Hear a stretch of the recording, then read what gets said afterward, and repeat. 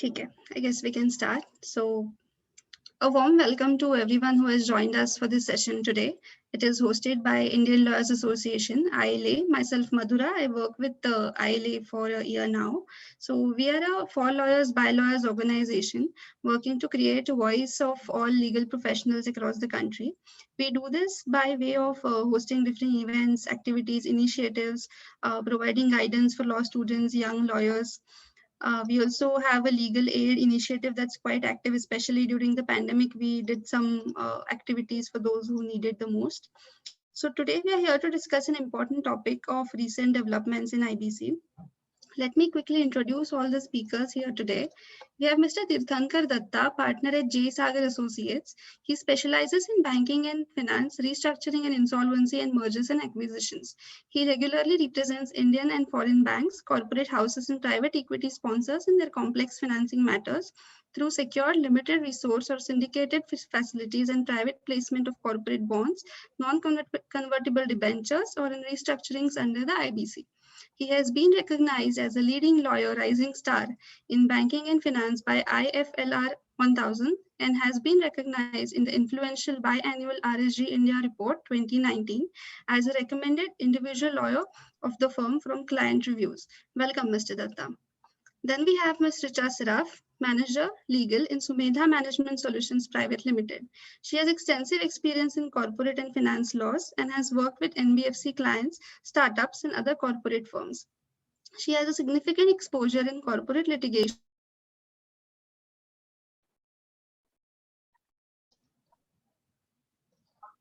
Yeah. She has significant exposure in corporate litigation, having represented clients before the National Company Law Tribunals. Richa, welcome once again. Then we have Mr. Karthikeya Nair, Senior Associate at IC Universal Legal, Delhi. He is a part of the litigation team at ICUL and is actively involved in litigation matters arising out of company law, real estate, motor accident tribunals, along with advising clients on regulatory, labor, and employment compliances. He likes to contribute to a noble cause by aiding various NGOs and facilitating their smooth functioning by advising them on various compliances and permissions required by such organizations. Karthikeya, welcome to the session. Kiran Sharma, our next speaker, who is associate at Argus Partners. She is currently engaged as an associate in the corporate dispute resolution team of Argus Partners, corporate lawyers focused in areas of insolvency and bankruptcy code 2016 and other allied corporate practice areas. She has written various articles on corporate law, RERA, and other related topics which have been published on various knowledge sharing websites and ICSI journals. I once again welcome all the speakers today. I request all the participants to put their questions in the chat box. The format of the session will be, so each speaker will be presenting their topics. And then if any participant has a question for that particular speaker, the question he can put in the chat box directly asking for any context from the session he just presented. I request Kiran to start with the presentation.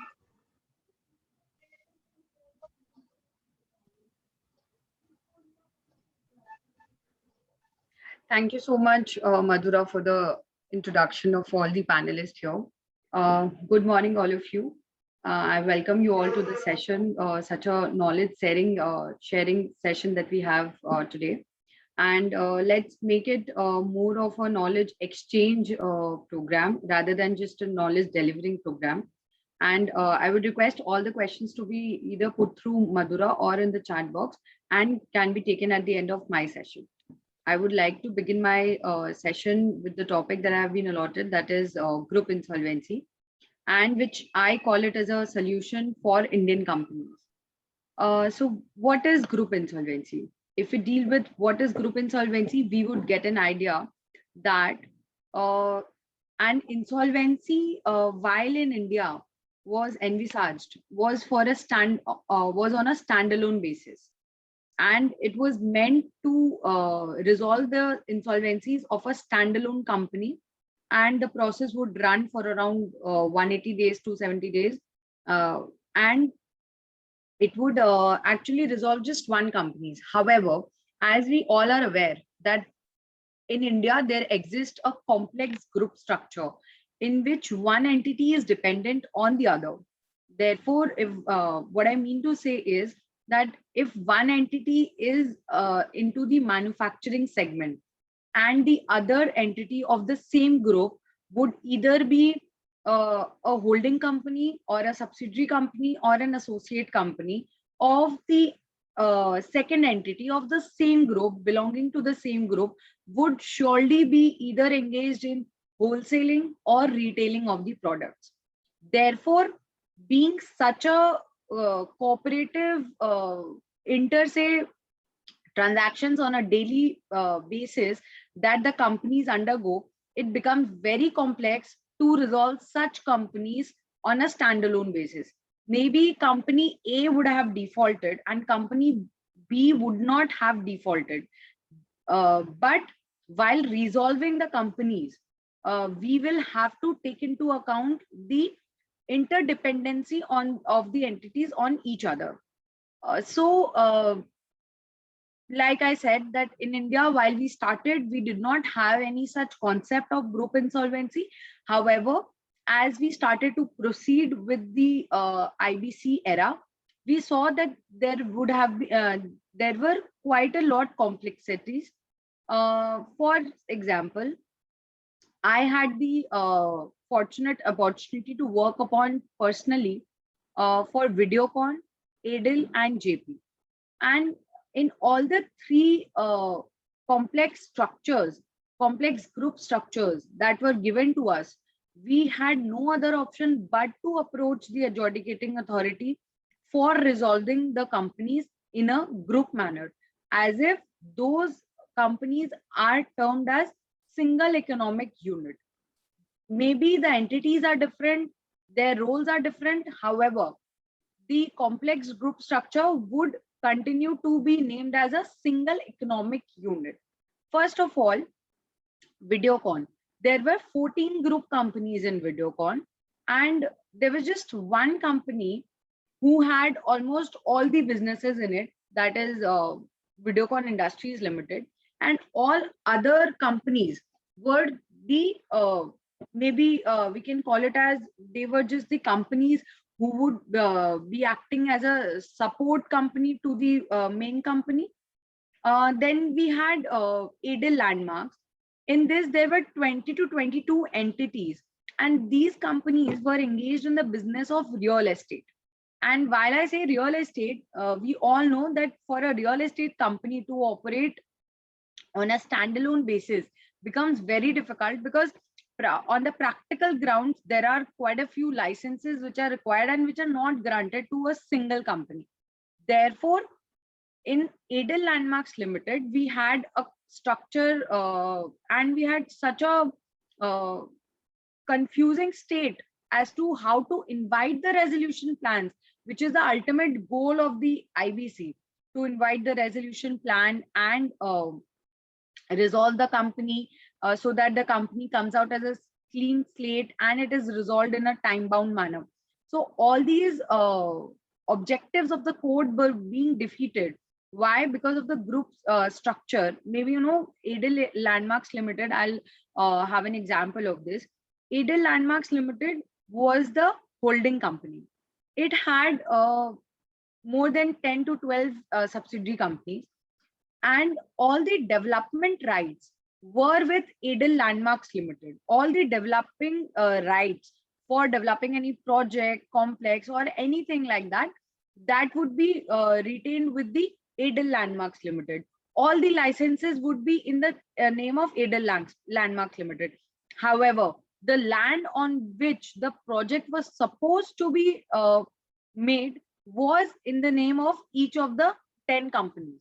So therefore, for inviting resolution plans for just a piece of land would have been of no use if the development rights of Adel were not transferred to such company. And therefore, the concept of group company had occurred.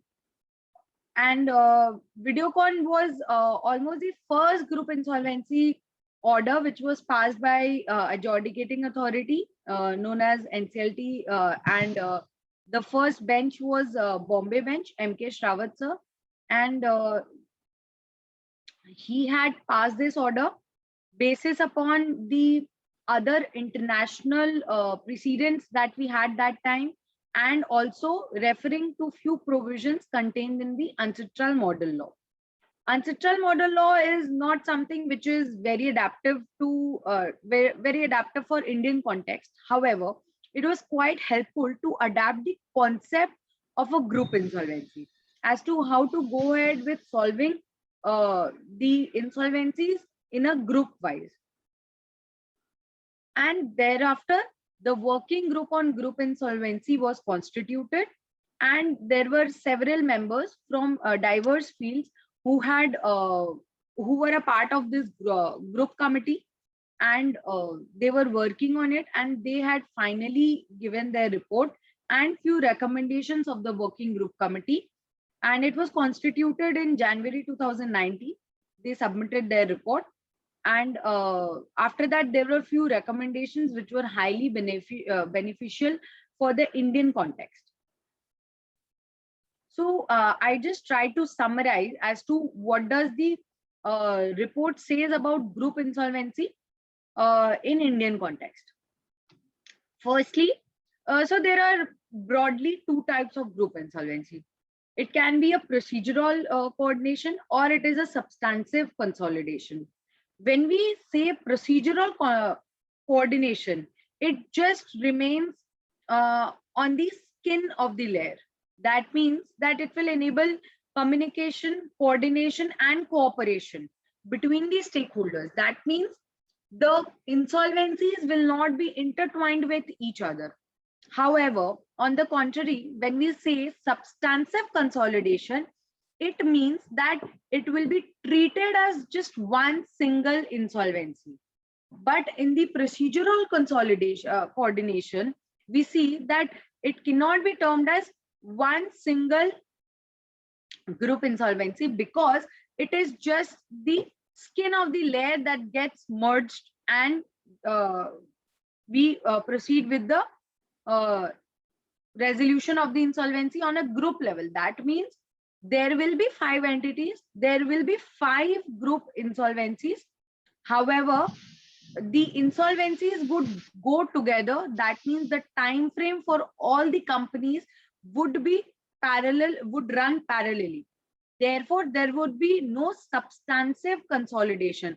There will be only procedural consolidation. Like, for example, if the companies have begun their CIRP on just one date, maybe the commencement date as we call, then the procedural coordination would provide for that the first constitution of committee, first meeting of the COC would be held parallelly, or there would be a coordination among the stakeholders, because as we go forward, we would learn that in all the group structures in India specifically, if I say so, then all the lenders are also similarly situated. Like, there will be common lenders only to the group entities. For one entity, there would be maybe 5 lenders. For the second entity, there may be 2-3 lenders. However, the 1 or 2 of them would be common, because whenever banks also provide loan, I think they take into account that these belong to a single group, and therefore they bestow their trust and extend their facilities. Third, rules to deal with the behavior of companies in a group, and interconnection amongst the companies that would make them part of a group. Therefore, summary of the working group committee report was as such that either it will be a procedural coordination, or it will be a substantive, or how to deal with companies in a group, or how to establish the interconnection among the company that would make them part of a group. Let us just go through few examples of group insolvency framework which allows for procedural coordination. Maybe we take example of that the C group of companies. I've just taken it hypothetically. C group of companies is a set of alloys, special and construction steel manufacturing companies having significant presence in the mining and power sectors.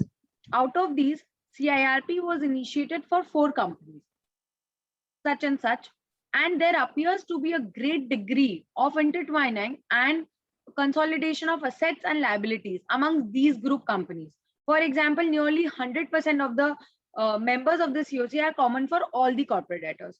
And therefore, to actually carve out the advantages of a procedural coordination, we can make a single application. We can make an application to the adjudicating authority for putting all the CIRPs as a one single insolvency process.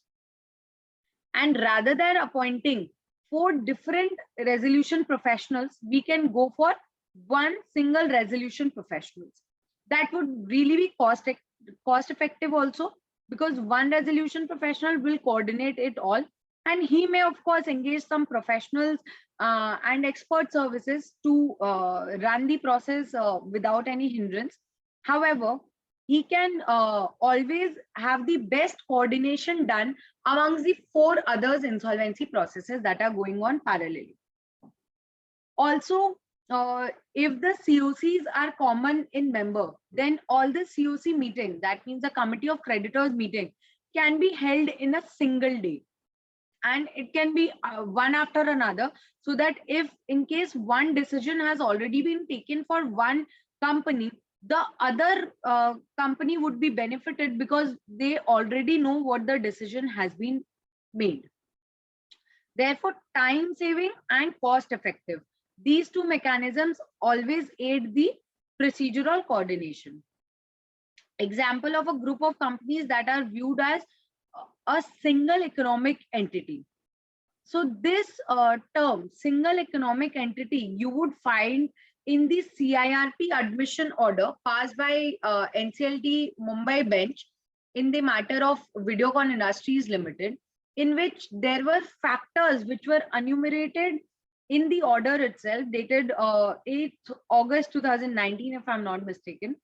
8th August 2019 order speaks of all the factors for which the group insolvency was allowed, and in Indian context, all the factors were present, as if single economic unit, interconnection between the parties, corporate structure of having holding and subsidiary, one holding 2-3 subsidiaries, then other holding companies, 3 or more associates. So therefore, given this, ultimately the promoter and promoter group remains the same. Therefore, they were termed as single economic entity for the purposes of initiating group insolvency against those companies. This is also one such example, as discussed earlier, that B is a company engaged in the execution of construction and contracts involving engineering. So this would actually fit in the shoe of Edel Landmarks Limited, which was this structure only. Edel Landmarks Limited was one classic example of a real estate entity. How do they operate? And therefore, the group insolvency was ordered by NCLAT, National Company Law Appellate Tribunal, in an appeal made by the RP.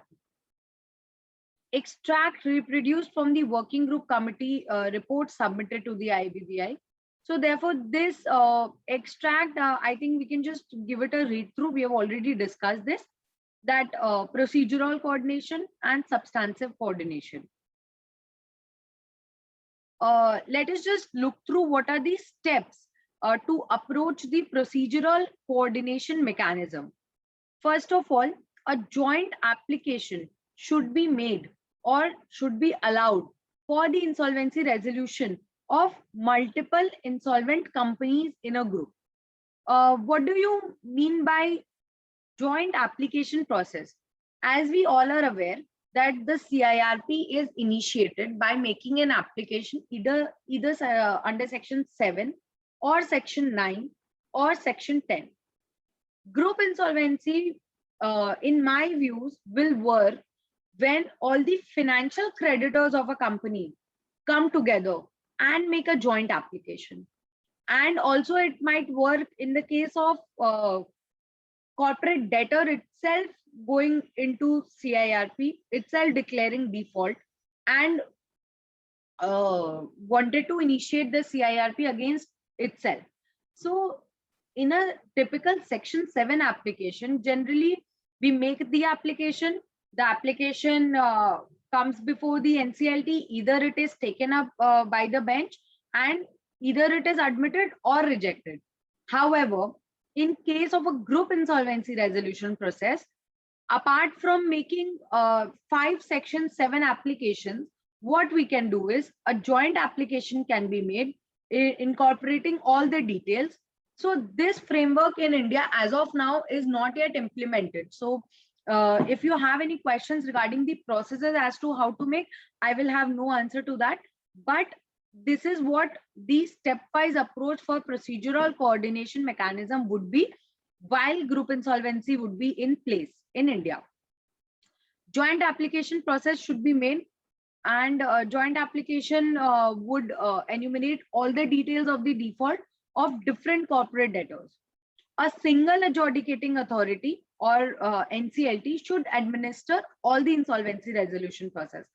So in Videocon Industries Limited, what had happened, the promoter of the companies had made this prayer before the NCLT principal bench to transfer all the applications to one single adjudicating authority, because that will enable all the hearings to happen before a single bench, and that single bench of NCLT would be would be in the position to determine, like, this is a complex group structure and therefore it needs a dedicated time and structure.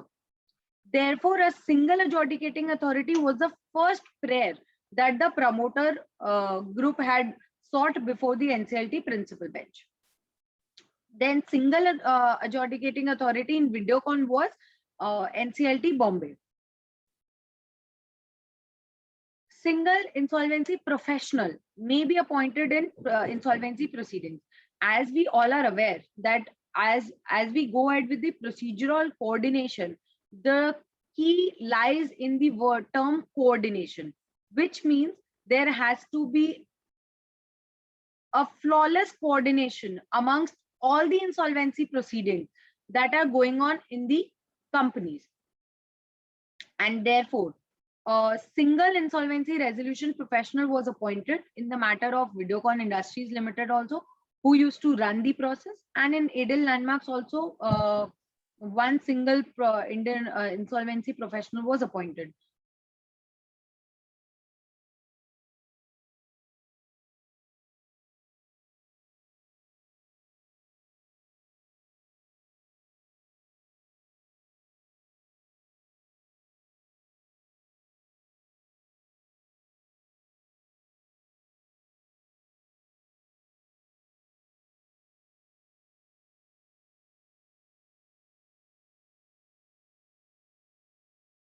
After that, there was a group committees, creditors committee that may be allowed in. However, in the group insolvencies that are going on in India right now, one of them has been resolved also.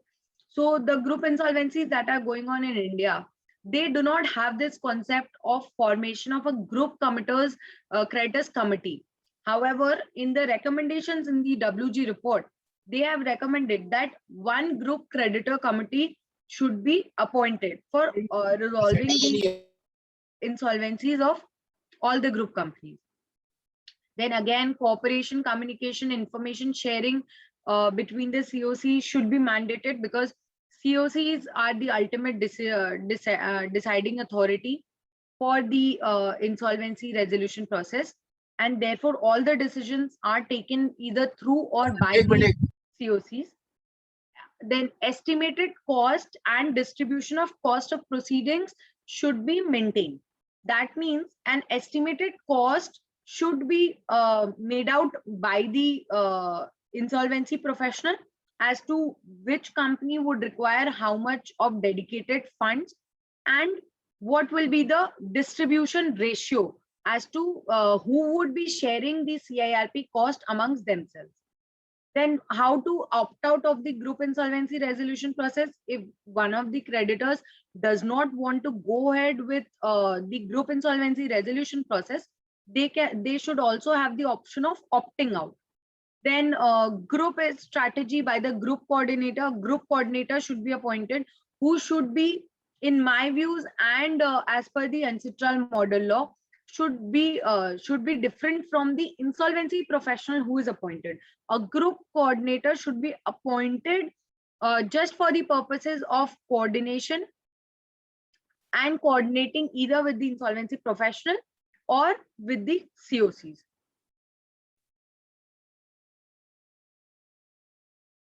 So this is how the judicial journey of group insolvency had been. And first application was made just for the consolidation of separate proceedings of multiple Videocon group companies into one single entity, into one single insolvency process. However, the main procedural coordination group company happened when 14 group companies of Videocon Industries had could muster the order and could actually get the order of having a group consolidation on the basis of these following factors, which were mentioned in the order itself: that common control, common directors, common assets, common liabilities, interdependence, coexistence for survival. Because one company would not survive because the other company is in default. The first company would not be in a position to work on its own, because it has always been dependent on the other company to continue its business operations. And therefore, if one company is actually engaged in manufacturing, the other company cannot on the other day start with the retailing on a wholesome basis. Therefore, the intertwined accounts, intertwined raw materials, or whatever, the relationship between these two companies cannot be broken, and therefore single standalone basis insolvency resolution was quite a difficult process. Common financial creditors and common group of corporate debtors.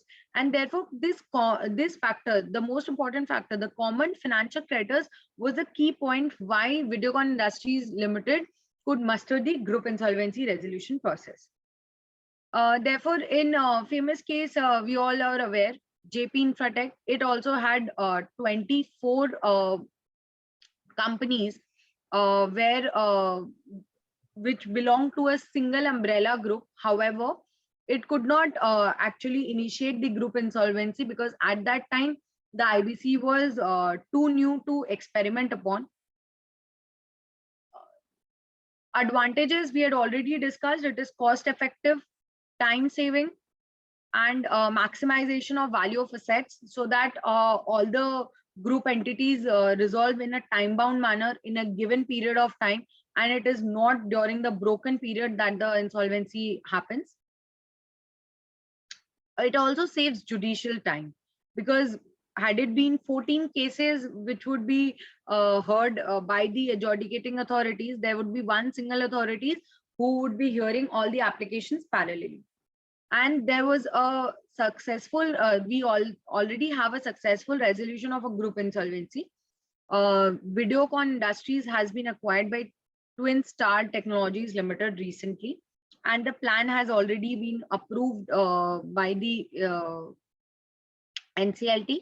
And the NCLT has also made an observation that the role of the NCLT is no more, no less. It has to look into if the plan is compliant in terms of section 30 and 31, and relying upon case Shashidhar, which also deals, case Shashidhar is basically the judgment where it has been said that the commercial wisdom of the COC is not to be questioned, and therefore relying on such judgments and the provisions of the court, it had approved the resolution plan. This is all about my presentation of group insolvency. Like, I could just give you a brief of maybe a flavor how to go ahead with group insolvency resolution process in the coming due course, and then we would actually see how the judiciary evolves on a daily basis. Madhura, over to you. If you have any question, we are happy to take it right now. Yes, Kiran. So we have a question for you. It reads, what would be the fate of foreign lenders of Videocon's foreign subsidiaries who may not share common data with the parent and may not be a part of resolution plan? Foreign lenders, foreign subsidiaries, when the Videocon Industries group insolvency had happened, the Indian courts had only the jurisdiction over the Indian companies, Indian entities, and therefore the entities which are registered in foreign, they could not have been consolidated. However, their claims could have been considered in the resolution plan. If their claims are admitted, their claims should have been dealt with in the order itself passed by the NCLB. Okay. Another quick question could be, do you think group insolvency might hamper the concept of separate legal entity?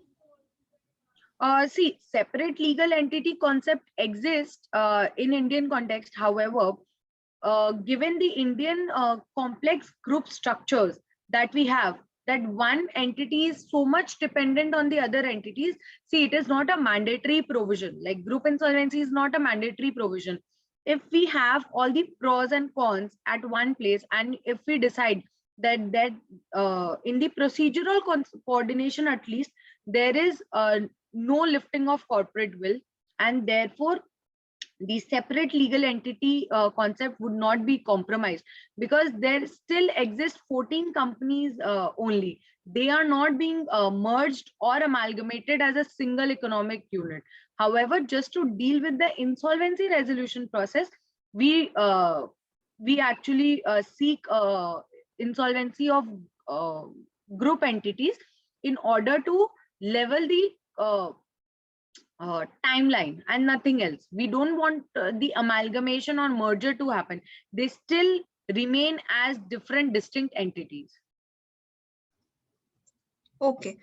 So we might have some more questions, but we'll get back to them in a while. Just in the interest of time, we would like to move to the next speaker. Thank you, Kiran, for such an insightful presentation. Thank you so much, Madhura, and all others to give it a patient listening. Thank you so much. Thanks. Thank you, Kiran. Mr. Datta, may I request you to take up the mic now? Hi, everyone. I will just share my screen.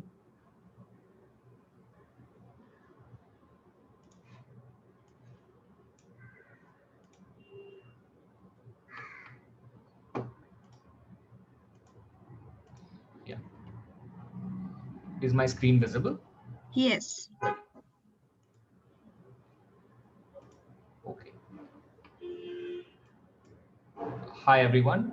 It's a pleasure to be speaking to some of our younger colleagues today on this interesting and recent topic of personal guarantors and the IBC. Much of the sort of discussion around the IBC had, revolved around the insolvency resolution process for companies. And that is because it was a novel process that had kind of started with the IBC. And therefore, this was something that was an area in which a lot of new jurisprudence was developing. However, the sort of discussion is shifting slowly to even insolvency of personal guarantors. And that is something that I want to kind of deal with and introduce to this audience.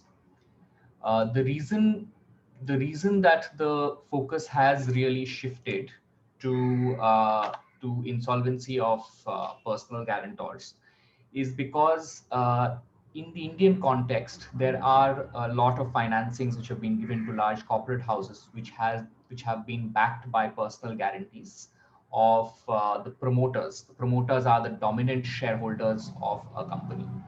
And it's very common in India because most of the businesses are promoter-led businesses. So there was a general kind of mandate that the government gave that banks should also proceed and try to recover against personal guarantors if they have given guarantees of, for such financings. The other reason was that the recovery under the IBC has not been at the highest. A lot of banks have taken high amount of haircuts. So therefore, there is a need to kind of try and maximize the recovery. So therefore, if there is a legal recourse that is available to the banks. Personal guarantees are the next kind of frontier, in a manner of speaking. So I will divide my session primarily into 4 parts. I'll first give a quick introduction of what personal guarantees are and the legal jurisprudence of personal guarantees under Indian law. And then I'll move on to how the provisions for insolvency and bankruptcy for personal guarantors have been introduced. There's a slight kind of difference for personal guarantors vis-a-vis what was originally kind of contemplated as the wider insolvency and bankruptcy framework for individuals and partnership firms under Part 3 of the Insolvency and Bankruptcy Code. Then I will go into some of the case laws that have come up in these areas, and obviously the most high-profile one being the constitutional challenge, or the challenge to the virus of the rules that implemented this framework for personal guarantors, which went up to the Supreme Court, and the Supreme Court delivered its order upholding the validity. Then I will try and give you a brief overview, and time is quite short, so I'll try and give you a brief overview of the key concepts and the process that is involved in insolvency resolution process and bankruptcy, which are the 2 key processes that are involved in case of an insolvency or bankruptcy of a personal guarantor to a corporate debtor. So moving on to the first part of the topic. So what really are personal guarantees? So if you look at the law of guarantee, it's governed by Chapter 8 of the Indian Contract Act, which deals with guarantees and indemnities. I just request whoever is not speaking to just keep themselves on mute. I think otherwise there's a lot of disturbance. Of course, happy to kind of speak maybe towards the end of this session to address any questions. So if you look at the way a guarantee has been defined under the Indian Contract Act, it is essentially a tripartite contract. It's defined as a contract to perform or discharge the liability of a third person in case of a default. And in this situation, the person who gives the guarantee is called the surety, or the guarantor, as we commonly in our legal parlance refer. The person in whose respect this guarantee is given, or the person who's taken the debt which is being guaranteed, is the principal debtor, and the person who's the beneficiary of the guarantee is the creditor. Now, what is a personal guarantee? A personal guarantee is really when the surety is an individual person as opposed to a corporate or a partnership firm. A partnership firm, to that extent, is not a corporate entity, but having said that, it's kind of treated separately, even in the framework that is envisaged.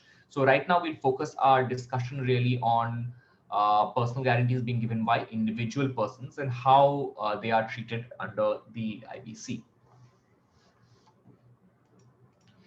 Before we kind of go into that, it's also important to see some of the key concepts under contract law, which are applicable for guarantees. It will be relevant, and I'll kind of tie it in with some of the jurisprudence that have come up. So one key concept is that it talks about coextensive liability, and the guarantor's liability is coextensive with that of the principal debtor.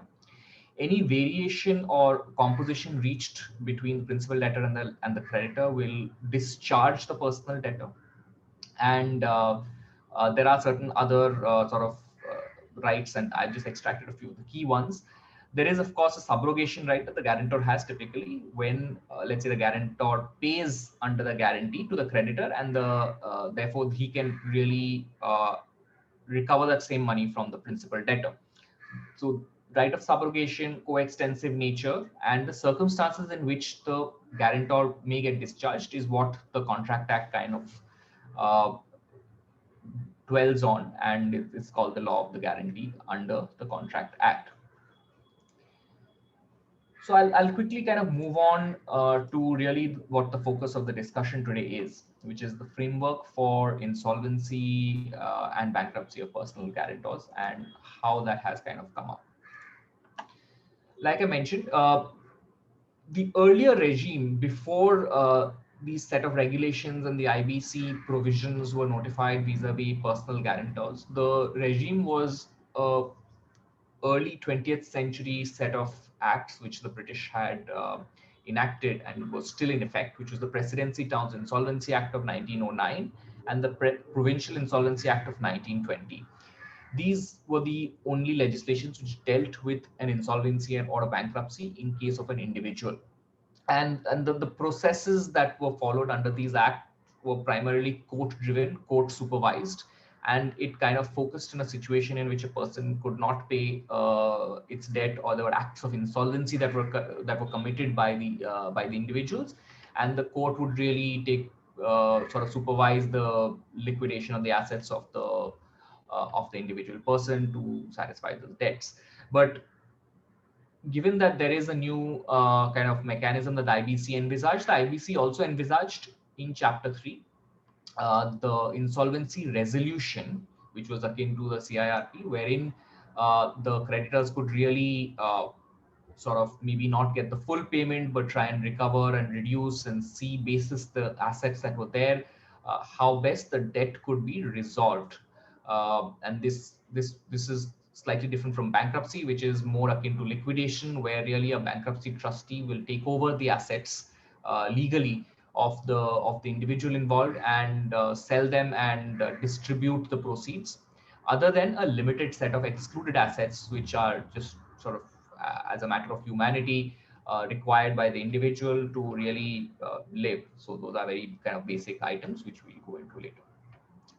Now, I think the key point here is what is currently in force, and what the government has done is that they have notified certain provisions of Part 3 of the IBC vis-a-vis personal guarantors to corporate debtors.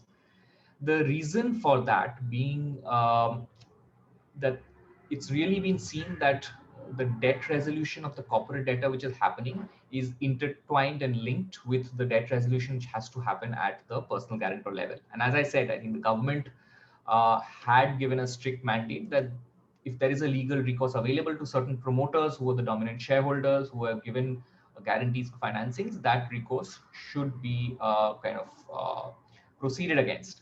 Because a lot of banks which were kind of taking haircuts, these are all public money, and this is something that there is a larger, wider public interest to ensure that there's a maximization of recovery. Now, what the IBBI did was they introduced a set of rules as well, which went into some of the more nitty-gritties, which the provisions of the IBC did not deal with, about filing of the insolvency resolution process or the bankruptcy process for personal guarantors.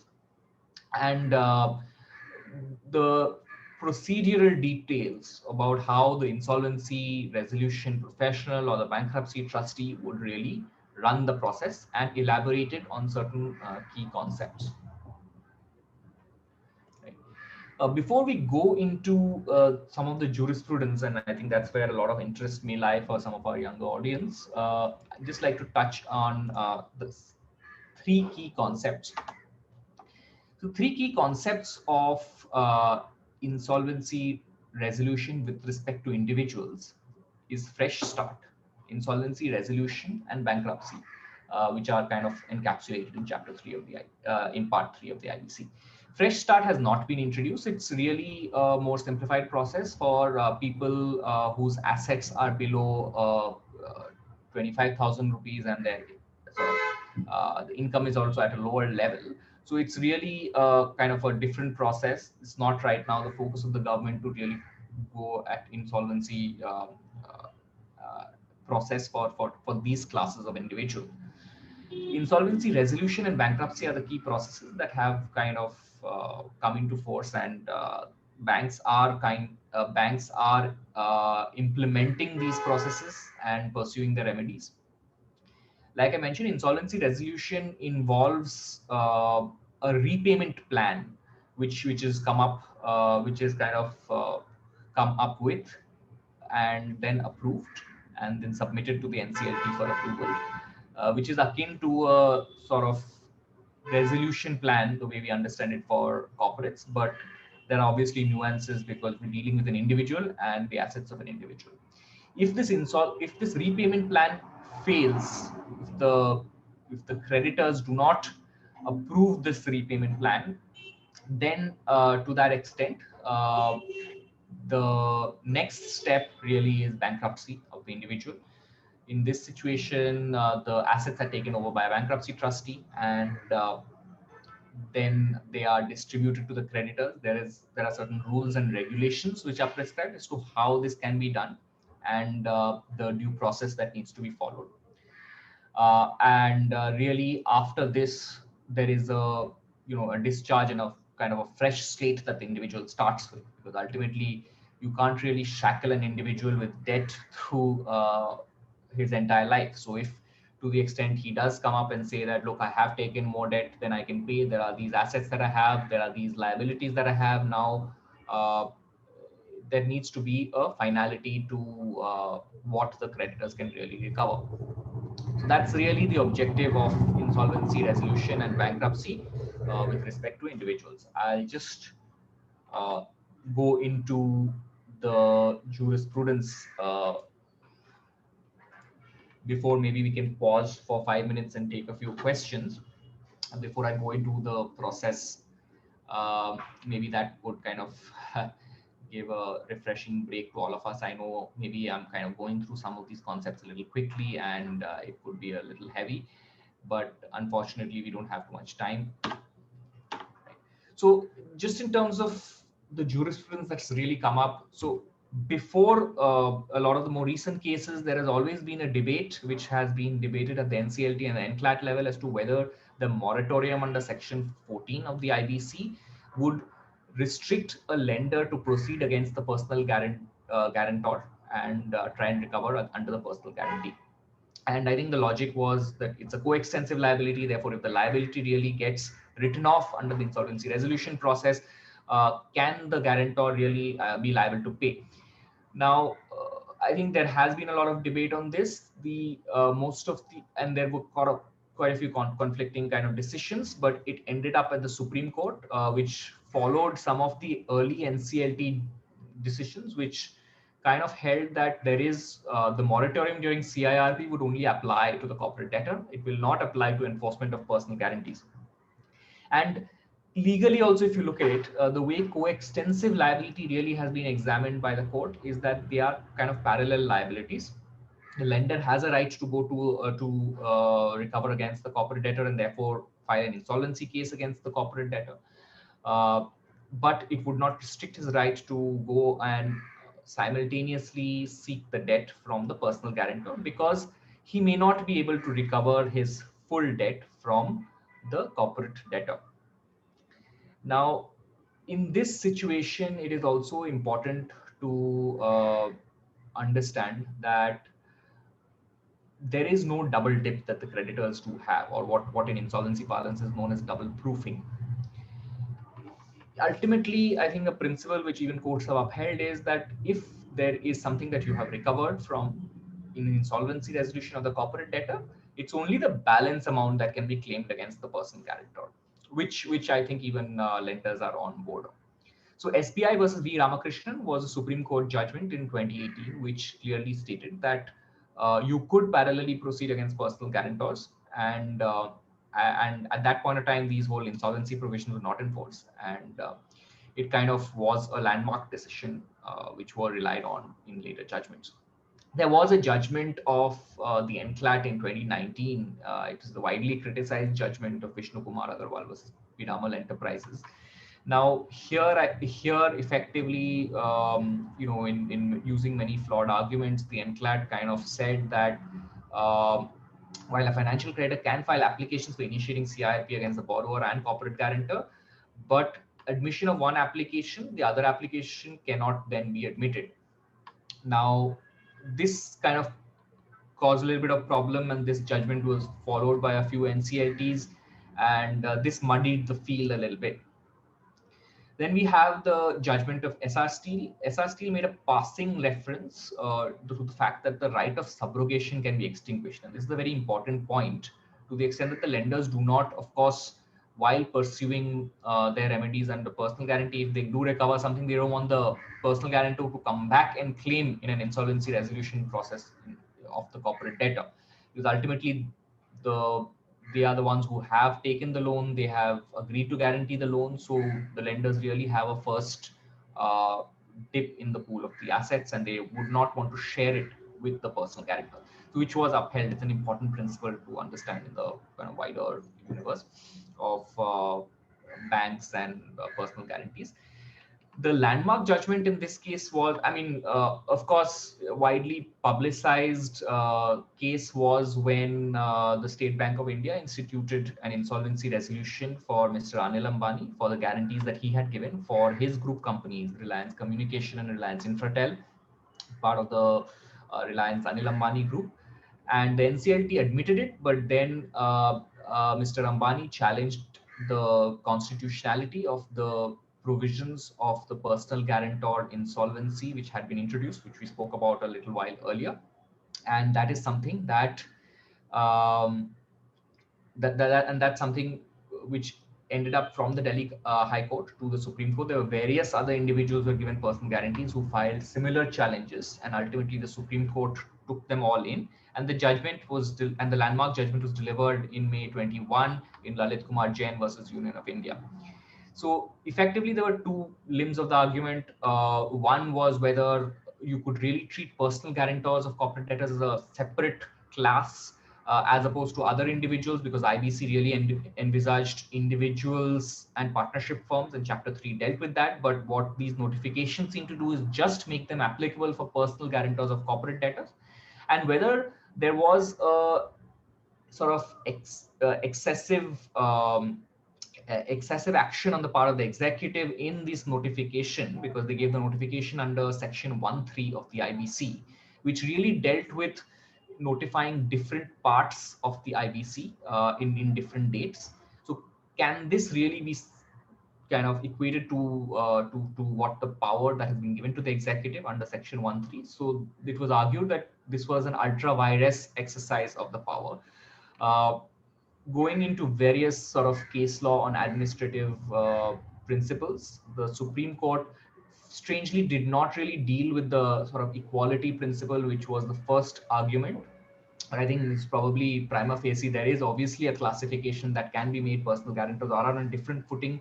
Their kind of insolvency is linked to the corporate debtor. They are usually promoters who are kind of on a different footing. They have large companies and they have larger debts. So to that extent, I don't think the court felt it necessary to really go into that too much in detail. There was a lot of discussion on this ultra vires principle, and a lot of administrative law was discussed. But ultimately, the court upheld the virus of the statute, and they've kind of gave their justifications for that, relying a lot on SBI versus V. Ramakrishnan as well. And therefore, I think this is a judgment which will help banks and financial institutions in proceeding against personal guarantors.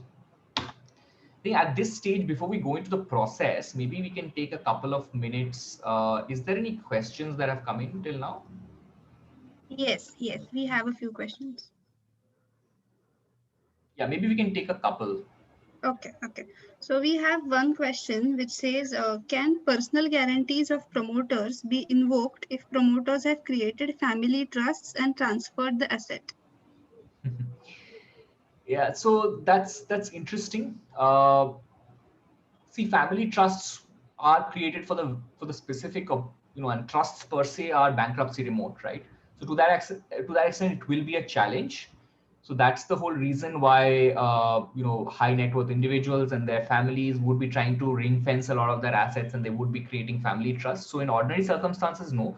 But if they did do it, there are certain situations in which you could, similar to corporate sort of companies, if there are avoidance transactions. So to that extent, they're just doing it just before the whole insolvency is coming into force. To that extent, there could be avoidance of those transactions that were that are litigated, and those provisions are there under the law to ensure that the guarantors do not defraud the creditors in this manner. But for genuine family trust, it would be difficult. In my view, it would be a bankruptcy remote kind of structure. Can we move to the next question, Madhura? Yes. So the next question is there any defense points to the guarantor if the principal debtor fails to pay the amount? No. The way personal guarantors are personal guarantees are worded in in banking and finance market practice. They are effectively on-demand guarantees. There is no conditionality attached to it. In fact, in most cases, it's not necessary to go in and seek a first recourse against the corporate debtor. The corporate debtor, there just needs to be a default usually, and that's the trigger. And if there's a default, there's a demand that needs to be made, and there is no kind of dispute that, or it's not subject to any dispute that the principal debtor will have against the creditor. And in fact, a lot of the law of sureties, which are there under the Indian Contract Act, contractually, when we these guarantees, we seek to waive them, because a lot of the sections do allow you to have a contract to the contrary. So these are very creditor friendly documents, and that's the way it is sort of structured to be. Okay. We do have another question, but do you want to take it up right now, or you want to? Yeah. So maybe let me just spend. I don't have too much time, so let me just spend a little bit of time on going into this process. I don't think we will have the time to really go into a lot of the details and nuts and bolts of the process, but what I will try to do is maybe give our audience an overview of the key concepts and what is really involved. Okay. So when can the process be triggered? There's a default of debt of 1,000 rupees. Who can initiate the process? Either the personal guarantor himself or a creditor can initiate the process of insolvency resolution. And I'm starting out with insolvency resolution and will be going to bankruptcy subsequently. The right forum is the NCLT in case CIRP or liquidation is pending against the corporate debtor, whose debt the personal guarantor has guaranteed. In other cases, it's the debt recovery tribunal. There is a certain gray area whether the kind of NCLT jurisdiction would be there in certain other cases. But let's see how sort of the courts interpret aspects of this jurisdiction. There is a filing of an application that needs to be made in a prescribed format. And obviously, there has to be a default and a notice which is prescribed under the process, which will need to be served. What are the key steps? So I think this is where I think we can get a quick snapshot of the insolvency resolution process. So there is an application for insolvency resolution process which is made to the NCLT and the DRT. The key difference here is there is an interim moratorium on filing, which is different from the moratorium under Section 14. The moratorium usually for CIRP for corporate entities becomes applicable after admission. Here, there is an interim moratorium immediately on filing. Then there is the nomination or confirmation of the resolution professional for the insolvency resolution. Then there is a report that is given on the viability by the resolution professional. After that, then there is an admission. Post the admission, the final moratorium begins, which is for a period of 180 days, which is starting from the admission, and which is called the bankruptcy commencement date. After that, there is a public notice which is given, and your usual claims process is run by the resolution professional. It's very similar to how we kind of do for CIRP. But one key difference here is, what I must mention is that there's no real distinction between operational and financial creditors. There are just creditors to the individual, and it's kind of consolidated together. Now, there is a preparation of what is called a repayment plan, which is done by the debtor in consultation with the RP, and then this is submitted to the creditors, and the creditors would have to approve this, or rather have the option to approve this by way of a 75% majority. Now, so the RP will submit the repayment plan along with the RP's report, assuming that the creditors have approved it to the NCLT, and then the NCLT can really approve this. In the event that the process on the board has been followed, after which if there is an approval, the application for the discharge order is made, and then the individual person is discharged from the insolvency process. So his debt is effectively resolved. That is a brief snapshot of the insolvency resolution process. There are certain mandatory contents of a repayment plan. I think a lot of you who are dealing with corporate entities will be familiar with a lot of these concepts. I'll just maybe move on and go to the more sort of unique things in for individuals which are in the bankruptcy process. Now, when does a bankruptcy process get triggered? A bankruptcy process gets triggered when there's an application for bankruptcy uh, made by the personal guarantor or the creditor within 3 months of the NCLT or the DRT passing the following orders. Either there is a rejection of an insolvency resolution process after the RP's report on the basis that it's made to really defraud the creditors just for the purpose of the moratorium, or there is a rejection of the repayment plan, or there is a premature end of the repayment plan. It's really not succeeded in that sense.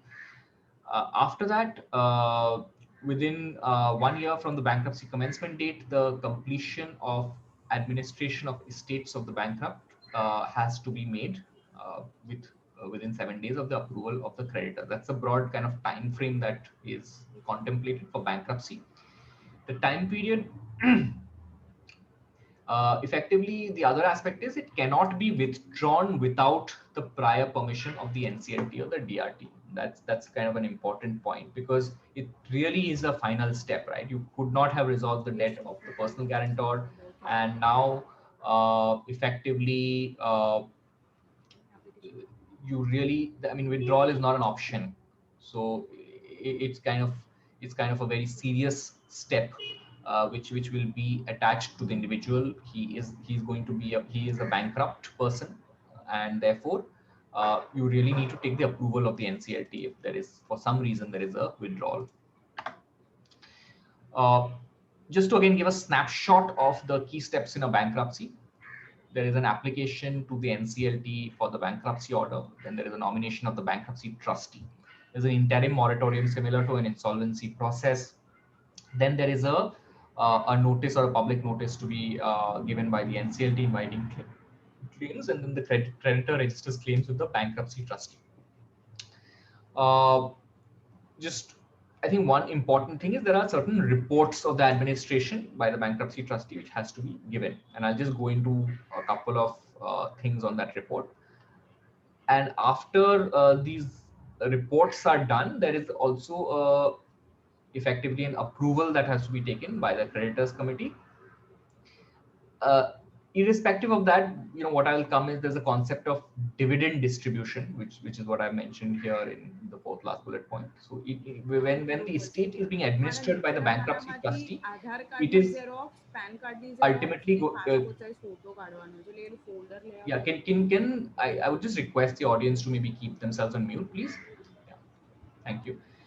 So effectively, the estate is being managed by the bankruptcy trustee. So whenever they are able to recover money by way of sale of the sale of assets or sale of part of the estate, there will be a distribution that will be made to the creditors.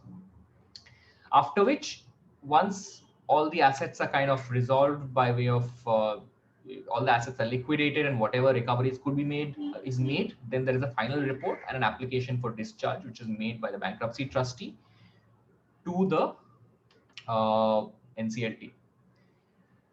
Now, just to go over a few of the key things, there are 3 types of reports: preliminary report, progress report, and final report.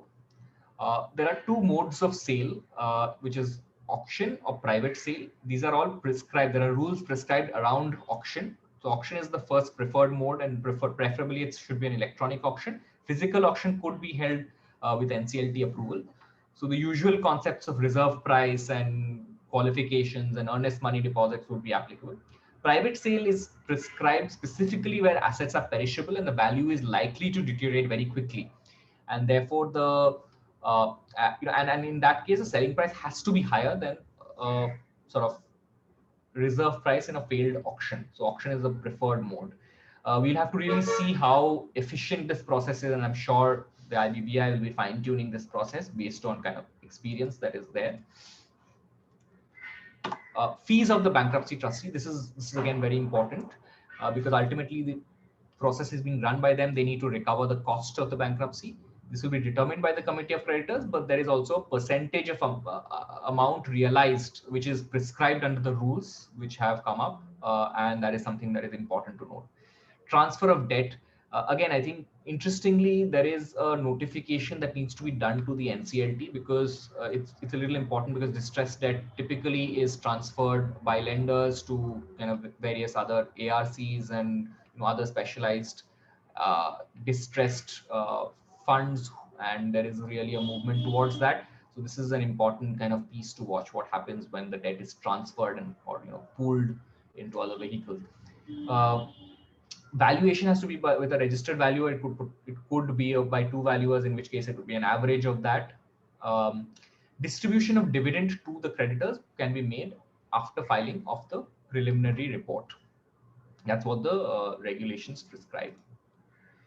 I think I've already spoken about excluded assets. These are effectively assets which will not, be sold and recovered.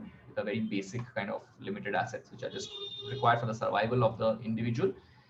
There's a concept of disclaimer of onerous property, which means if there's an onerous contract that the individual has taken, that can be disclaimed with notice to the other party and the NCLT, meaning that the individual does not really have to perform under that.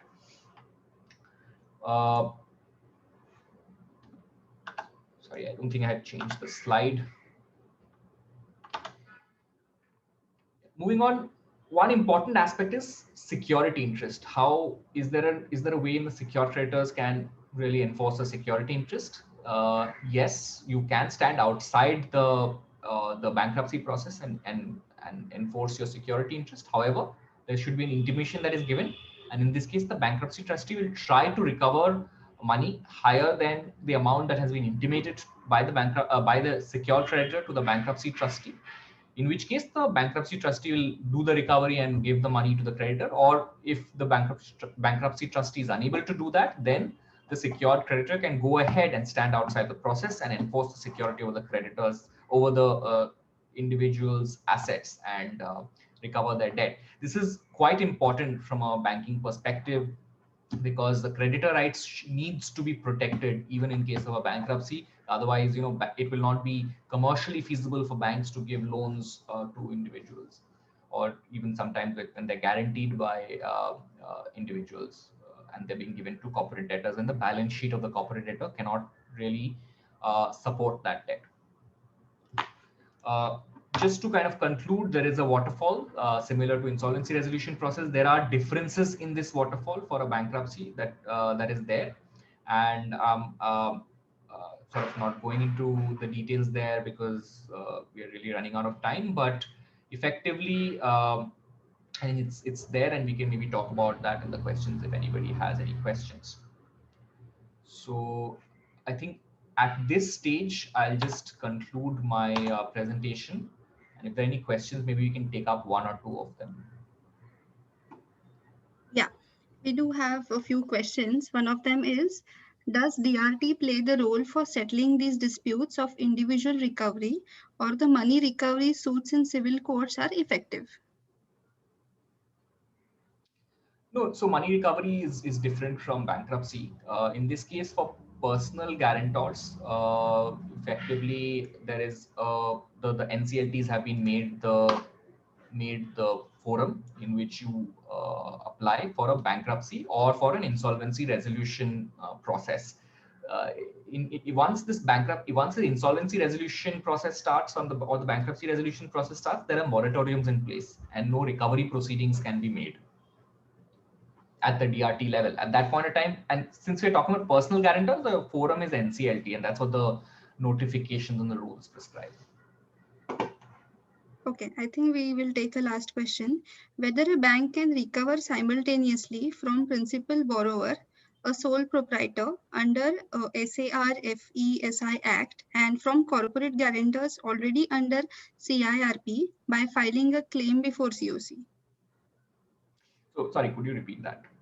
Whether a bank can recover simultaneously from principal borrower under SAR-FESI Act and from corporate guarantors already under CIRP by filing claim before COC.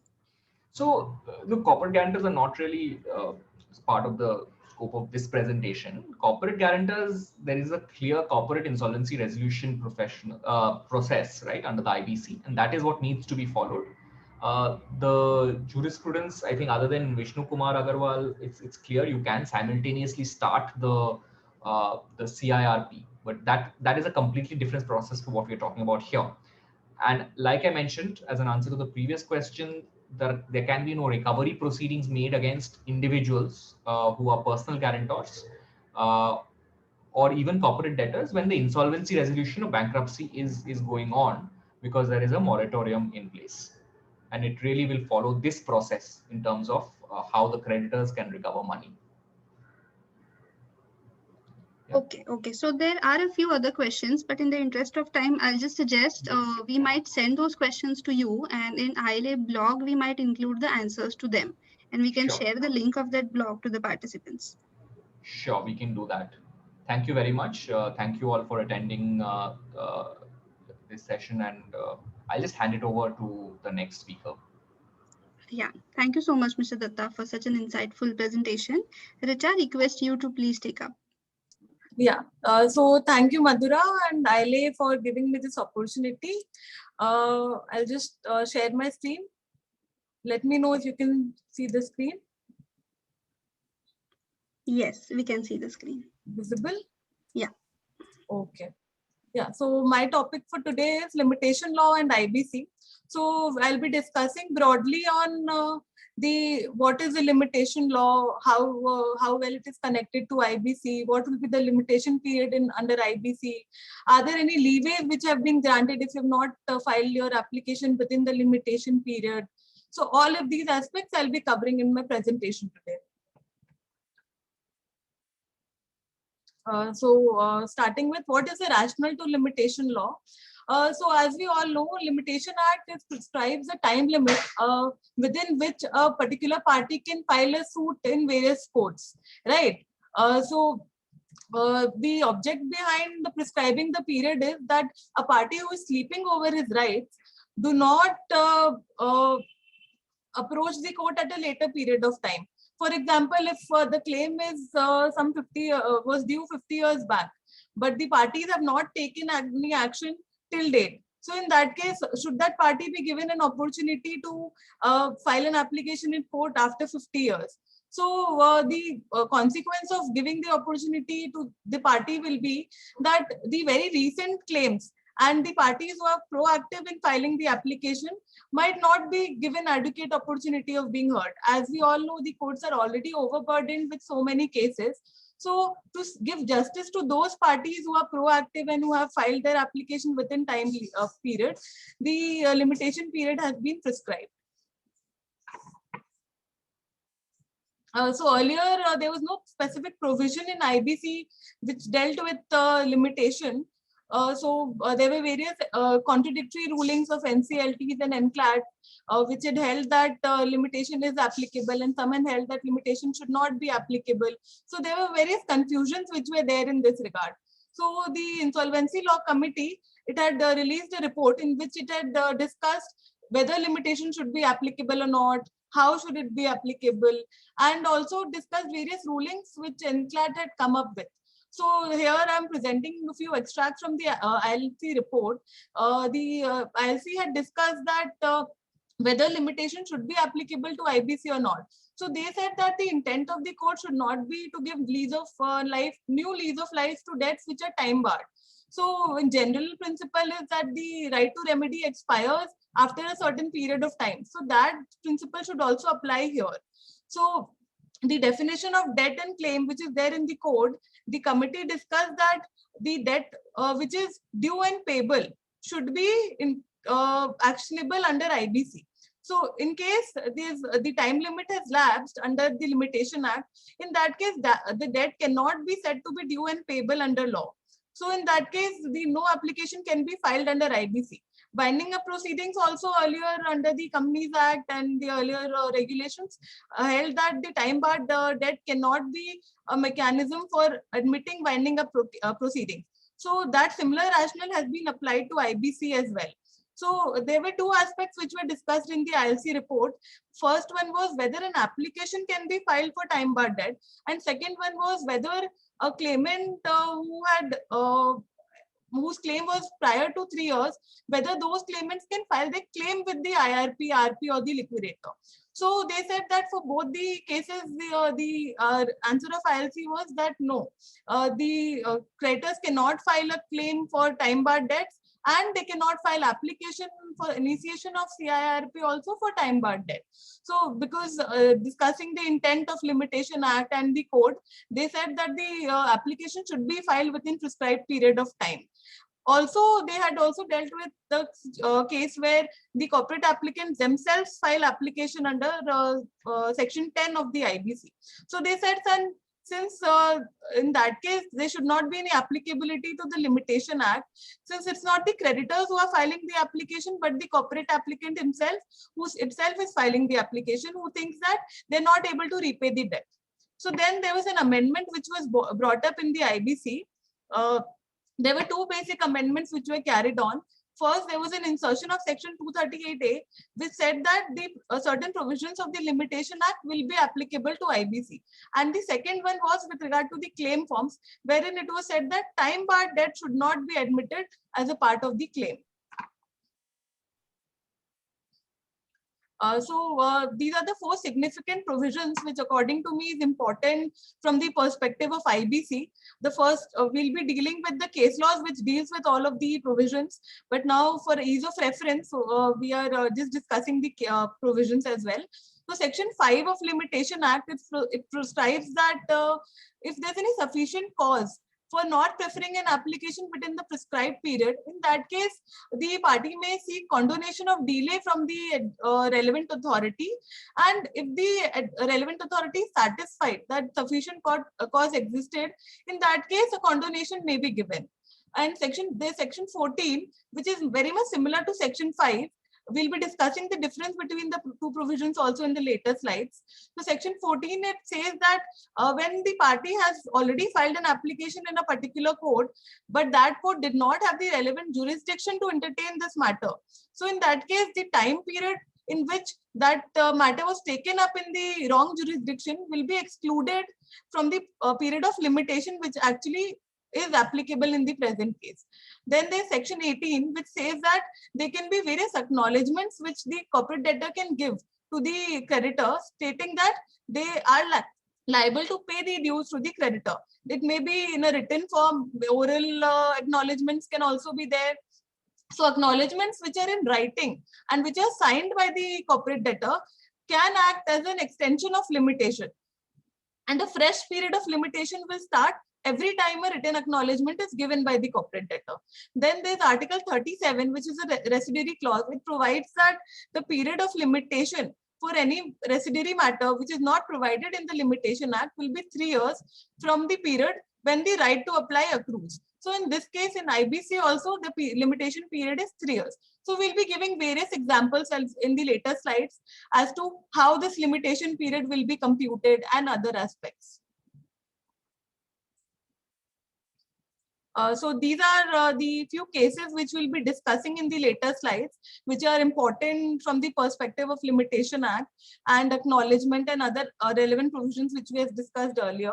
So the first case of BK Educational Services is the landmark judgment, after which the amendment to the IBC was carried on and section 238 was brought in.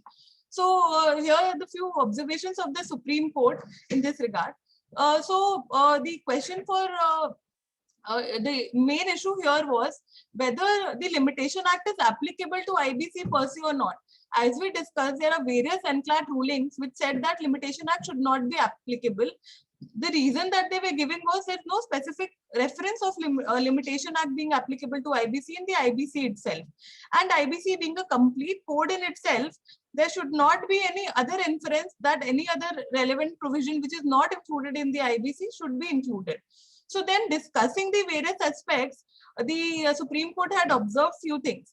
Referring to section 433 of the Companies Act, the Supreme Court said that the section 433 provides that the provisions of Limitation Act shall apply to the proceedings before the NCLT or NCLAT. So while we are dealing with the definition of adjudicating authority under IBC, it provides that adjudicating authority shall mean the National Company Law Tribunal as composed under the Companies Act. So the definition of adjudicating authority includes the NCLT. Again, coming back to section 433, it says that the provisions of Limitation Act shall apply to NCLT. So reading these two provisions together, the Supreme Court held that Limitation Act should be applicable to IBC as well. Other important aspect which was noted here that the section 43, it did not include any such expression under this act or giving reference to the particular Companies Act itself. So any other act which the NCLT is dealing with will also be covered under this provision. Again, another important point noted here was that there were various amendments which were carried on in Companies Act with reference to incorporation of IBC. So 11th schedule to IBC provided for various amendments which were made to the Companies Act.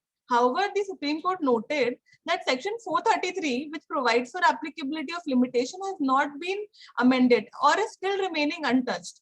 Observing all these points, the Supreme Court held that while IBC is silent on the limitation, but the time bar debt should not be entertained in IBC matters, and the right to sue will accrue from the time the debt is due and payable for the period of 3 years. So another important case that we will be discussing is the case of Babulal. So here the default was made sometime in 2011 and the application was filed by the creditor in 2018. So NCLAT observed here that the limitation period is that is available to the creditor is 12 years. This was a secured debt which was there. So under the Limitation Act, Article 61B provides that in case of recovery of immovable property, the limitation period is 12 years. But here the Supreme Court held that this is not a recovery proceeding. And here the limitation period should be as per the residuary clause of Limitation Act, which is Article 137, that should be applicable. And the limitation period should be 3 years. So 3 years will begin to trigger from which date? So discussing that, the Apex Court observed that the date of default will be treated as the trigger point or the starting point of limitation. And here in this case, the application was held to be barred by limitation. Again, in the case of Kalpras Dharamsingh, the Supreme Court discussed the difference between Section 5 and Section 14 of Limitation Act. As we discussed earlier, Section 5 deals with the power of the NCLT to condone the delay in case it feels that there's sufficient cause for delay. And Section 14, it deals with exclusion of certain periods in case the party has approached a wrong forum and is pursuing the case in the wrong forum. So the basic difference between 5 and 14 was highlighted in this case, where the Supreme Court held that this powers under Section 5 is discretionary on the NCLT, while the powers under Section 14 is mandatory, subject to satisfaction of stipulated conditions. So what is the stipulated condition?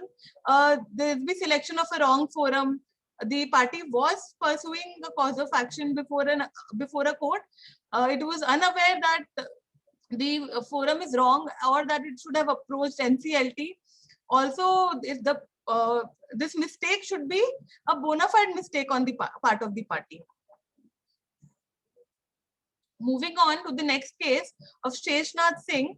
In this case, the main gist of the matter was that NCLAT had excluded certain periods from the computation of limitation, during which period the financial creditor has been proceeding under SARFAESI, and it had found that the application is within the period of limitation. So this was challenged by the corporate debtor before the Apex Court. There were two major questions which came up before the Apex Court for discussion. So the first question was whether Section 14 of the Limitation Act is applicable to application under Section 7 of IBC. The second one was, is the exclusion of time under Section 14 available only after the proceeding before the wrong forum terminate? So in case the party has proceeded under SARFAESI Act, so is it relevant that the court should dismiss the matter as not having jurisdiction, and only then should the party approach NCLT? So in this case, the Supreme Court held that the provision cannot be narrowed down to mean that Section 14 cannot be invoked until and unless the earlier proceedings have suspended. So even if there's an interim order or a prima facie view by the court that this is a wrong jurisdiction, in that case also the party may move to the NCLT, and such period till the interim order or till such primary facie view has been taken by the other court will be excluded from computation of period of limitation. So in this case, again, there's a very important aspect which has to be noted. For example, the default occurred in 2010 and the matter was taken up before a wrong jurisdiction in 2014. So here 4 years have lapsed. So in earlier cases, we have seen that recovery of immovable property can be taken up for 12 years. So maybe that case can be taken, could have been taken up for recovery for 12 years in a civil court. But can that matter be taken up under IBC now? Since 4 years have already elapsed, and even after exclusion, after filing of matter in a wrong jurisdiction in 2014, the court will not allow the matter to be taken up under IBC because the period of limitation has crossed 3 years.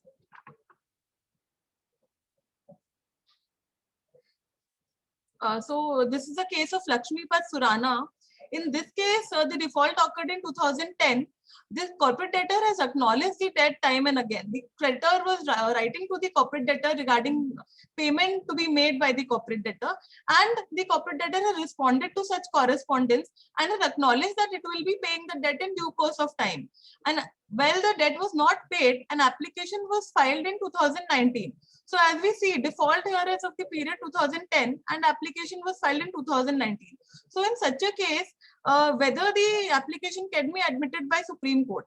The Supreme Court said that the application is well within the limitation period. Since the debt has been acknowledged till 2018, the fresh period of limitation occurred from 2018. So 3 years will be counted from 2018, and since the application has been filed within the limitation period, it can be admitted. Moving to the next case, Asset Reconstruction Company India Limited. In this case, the major issue which was before the Supreme Court was whether an entry in the balance sheet would also amount to acknowledgement of liability under Section 18. So as we discussed in Section 18, any written and signed acknowledgement by the corporate debtor will be regarded as a valid acknowledgement. So here are a few observations which the Supreme Court had laid down. The balance sheet of the company establishes a dual relationship that exists between the corporate debtor and its creditors. The Supreme Court held that while filing of balance sheet is mandatory under law, there is no compulsion to make any particular admission of debt in the balance sheet, as the notes or auditor's report may enter certain caveats in relation to the acknowledgement. For example, if you feel that the debt is a contingent liability and it's dependent on certain factors, or you're not willing to accept the debt per se, so in that case, you may enter caveats or conditions that the debt is not admitted by you or the amount is not uncertain. So in that case, the balance sheet will be read harmoniously with the notes or clarifications which are there in the balance sheet, which will be also relevant for establishing whether the entry is an acknowledgement or not. So for the purpose of accepting the balance sheet as a valid acknowledgement, there are few other conditions which were laid down by the Supreme Court referring to the precedents earlier. So the Supreme Court held that the balance sheet must be duly passed and approved by the shareholders of the company and must also be accompanied by the report of the board of directors for it to be validated. Unless it's a signed balance sheet, approved and duly audited, in such case, such balance sheet will not be admitted and will not be regarded as a valid acknowledgement by the corporate debtor. So this is the last case which I'll be dealing with regarding cognizance of extension of limitation. So as we all know, given the situation of COVID, the Supreme Court has time and again extended the period of limitation in various matters. So with regard to the IBC matters as well, the period of limitation has been extended. The period for which the COVID was persisting or the lockdown was there has been excluded by the Supreme Court in various matters, and various exclusions has been granted to, and necessary reliefs have been given to the parties. So in this case, 2 points which were important for discussion here is that first is in computing the period of limitation for any application which is filed under IBC, the period for from 15th March to 15th March 2020 to 14th March 2021 will be excluded. So the period of 1 year will be excluded, which was a period of lockdown for the country.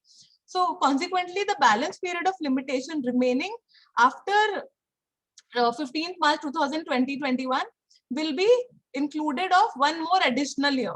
So I've given an example over here to explain.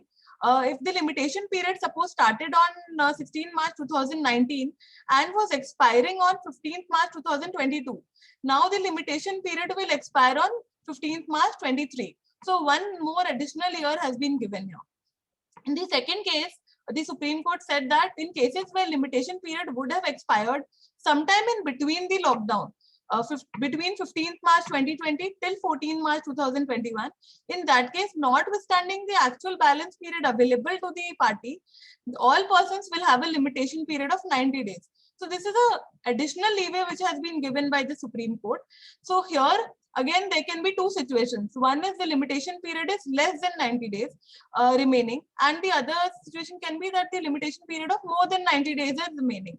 So in that case, the Supreme Court has held that in case a limitation period of more than 90 days is remaining, then that actual period will be given to the parties. So here again, I've explained by way of two examples. If the limitation period started on 16th May 2017 and was expiring on 15th May 2020, the balance period, as we can see, is less than 90 days. So the limitation period will expire on 13th June 2021, if adding the 90 days balance period. In case the limitation period started on 16 December 2017 and was expiring on 15 December 2020, the balance period in this case, as we can see, is more than 90 days. So in this case, the balance period was for some 275 days. In this case, the limitation period will now expire on 15 December 2021, which is the limitation will begin on 15th March 2021 and the balance period of 270 days will be given to the parties. Thank you. That's all for today. So in case any of the participants has any questions, they can feel free to ask. Thank you so much, Richa. So I'll just check the chat for questions. If anyone has a question, they can even unmute themselves and ask. Or we can compile the questions for yourself as well as Mr. Karthikeya at the end of the session.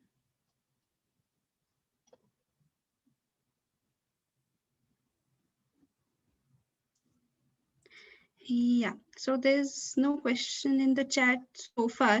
We are receiving, okay, there is one.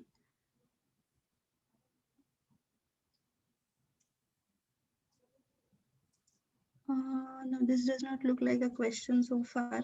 Mr. Karthikeya, may I request you to set up your presentation? We'll just wait for a minute for any specific question till then.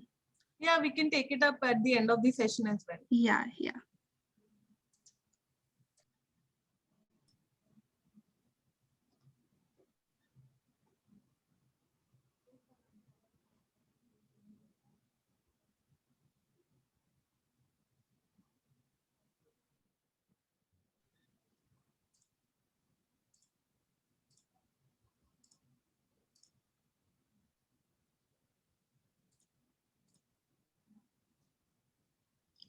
Thank you, Madhura, for this opportunity, and a very good afternoon to everyone. I hope I am audible enough.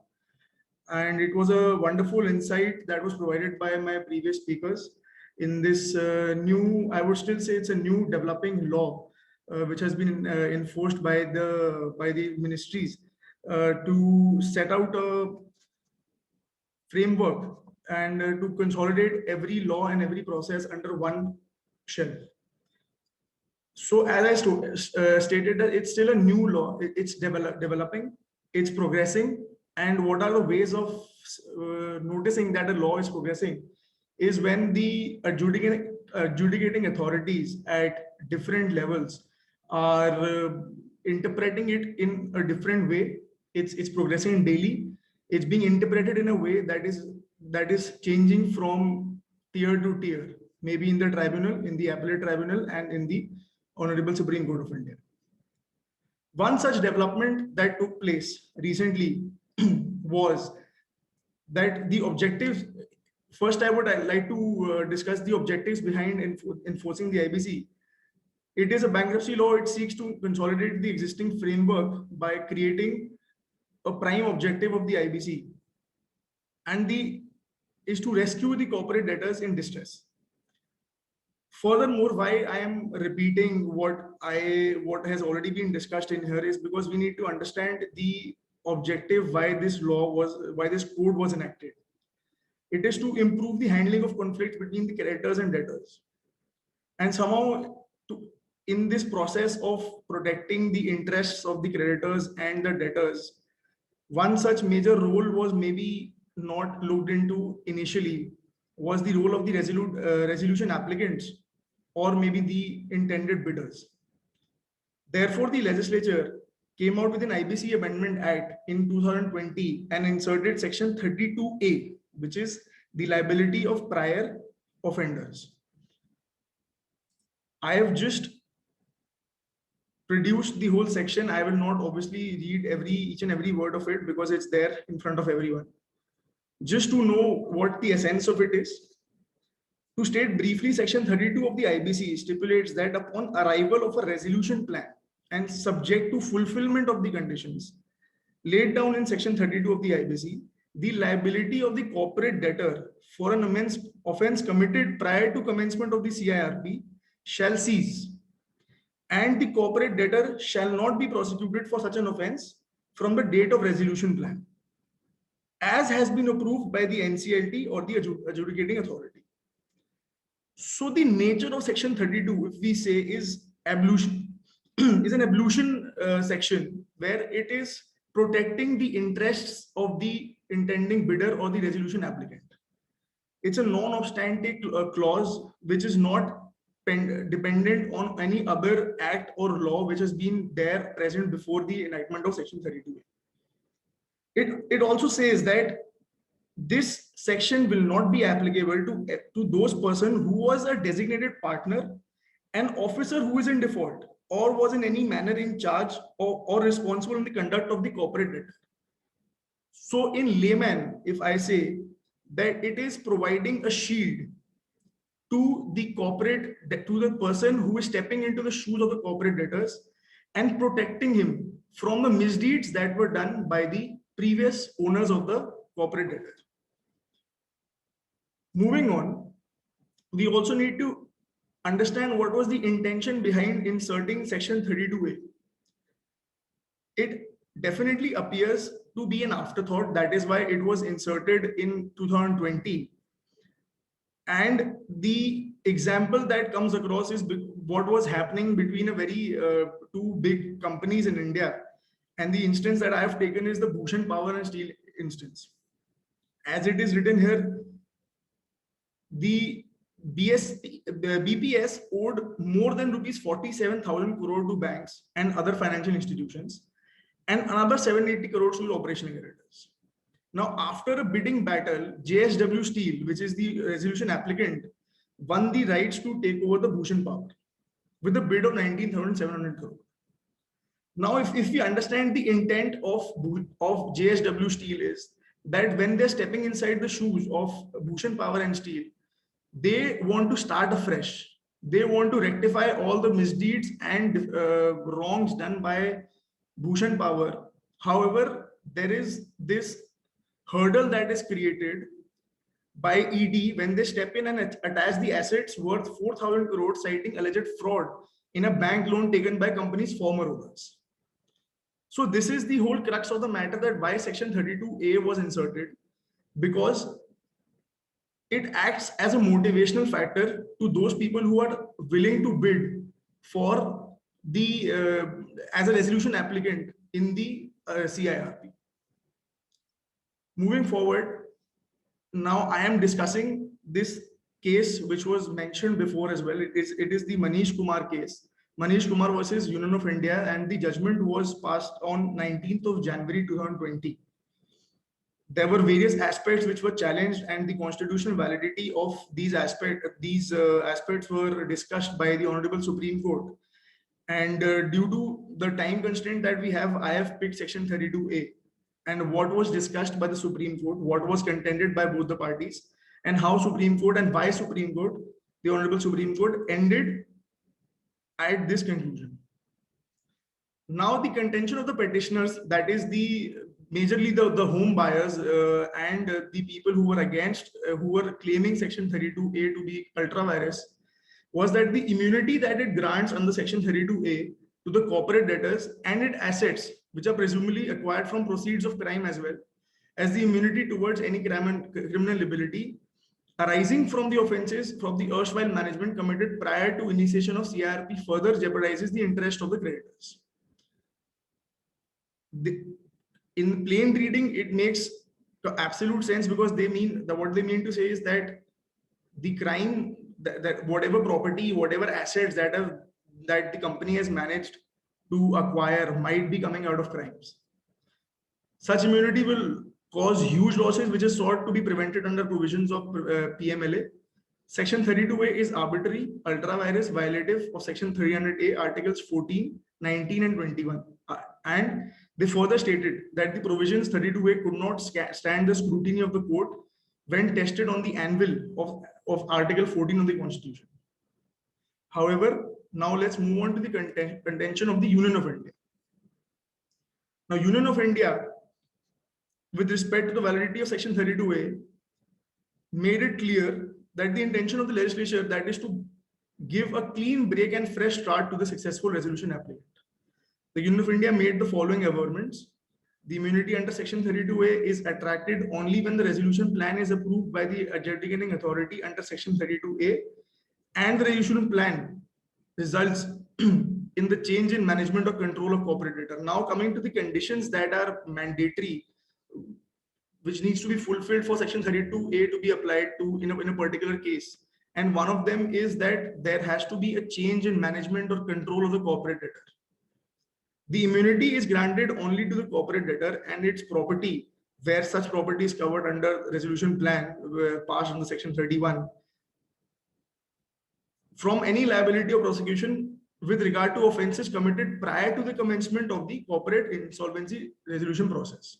So there is a date that has been set, which is where it says that all offences committed prior to the commencement of the corporate insolvency resolution process, CIRP, those offences will cease as soon as the CIRP, the plan, is approved by the adjudicating authority.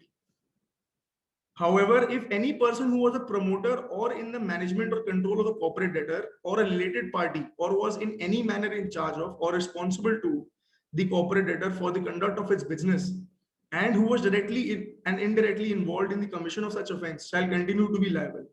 So herein, what the intention of the legislature is that they are trying to protect those people who were not responsible for it and who are willing to save the corporate debtor from going into insolvency and going bankrupt, and at the same time not providing a levy to those people who were actually responsible for this act or for the misdeeds which has caused the corporate debtor to reach into insolvency proceedings. Section 32A does not bar any action against the property of any person other than the corporate debtor, against whom such an action may be taken under such law as may be applicable.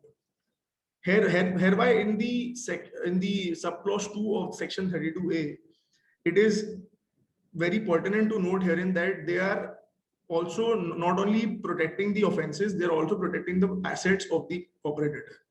Why? Because if you are an intending bidder, the assets of the company, of the corporate debtor, are a big motivation to you.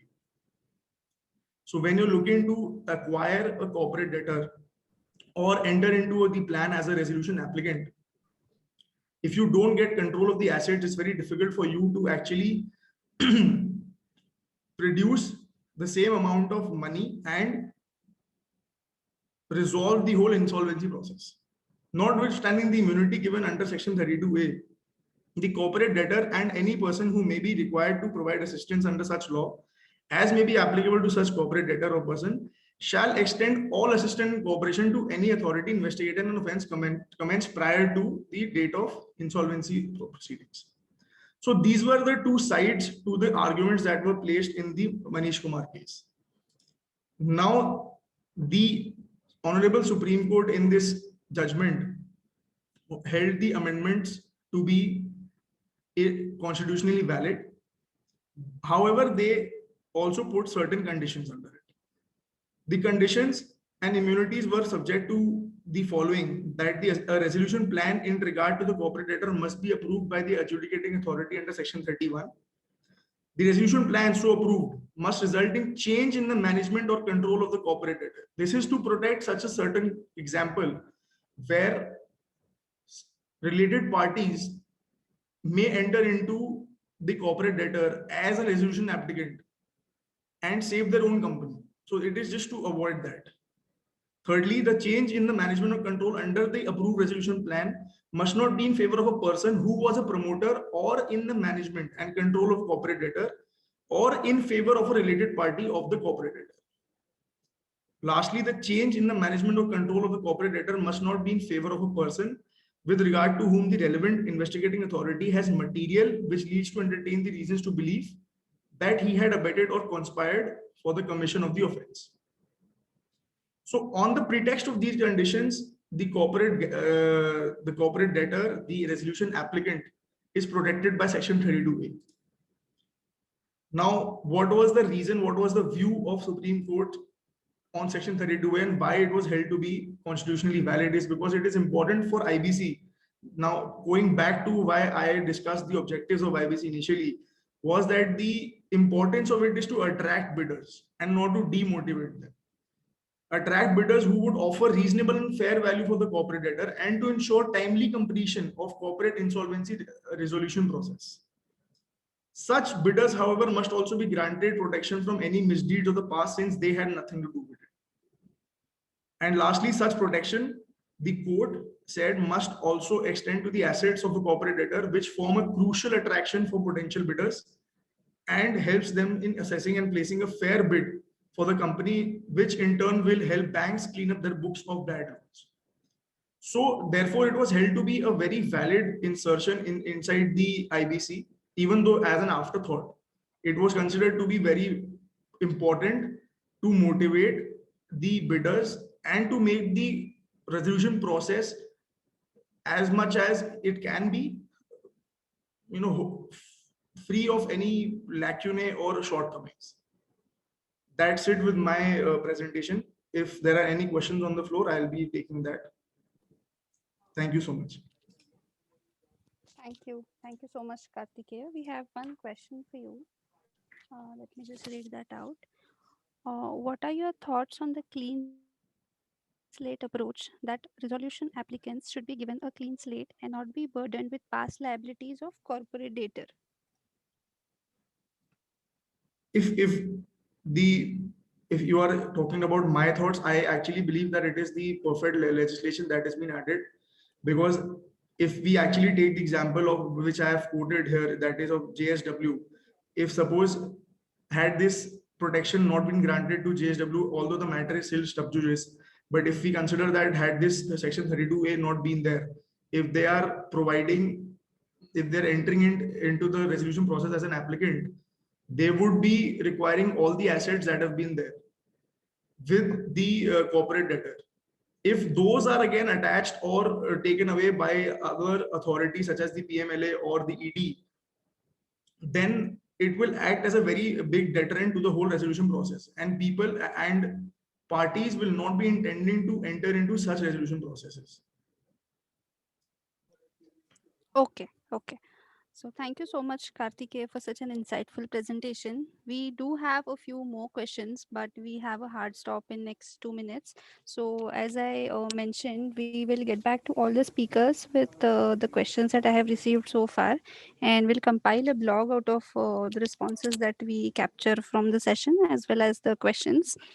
So thank you all the participants for joining us today and for your patient listening and interactive and making the session so interactive for us. The upcoming event at ILA is one on the POSH law happening on 8th of July next Thursday. So a separate email communication will come to all of you for the upcoming events, activities, as well as how can all of you join ILA, become members, and volunteer with us to help us make the cause a success. So on this note, I would end the session today. Thank you once again to all the speakers and our participants. Have a good day. Thank you, Madhura. Thank you. Thank you.